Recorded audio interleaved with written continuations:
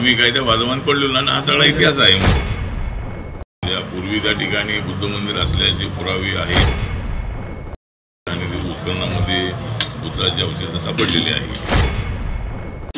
आणि आम्ही एखादं जे मंदिर आहे ते आमच्या बळावर आम्ही त्या ठिकाणी उभं करण्याचा प्रयत्न करू अयोध्येच्या आजूबाजूच्या परिसरामध्ये. हे वादामध्ये पडून आणि आपण समाजामध्ये फूट पाडणे योग्य नाही. म्हणून आम्ही काय त्या वादमान पडलेलो आणि हा सगळा इतिहास आहे. म्हणजे पूर्वी त्या ठिकाणी बुद्ध मंदिर असल्याचे पुरावे आहेत आणि ते उत्खननामध्ये बुद्धाची अवशेष सापडलेली आहे. पण तरीही त्याला 2500 वर्ष झाली.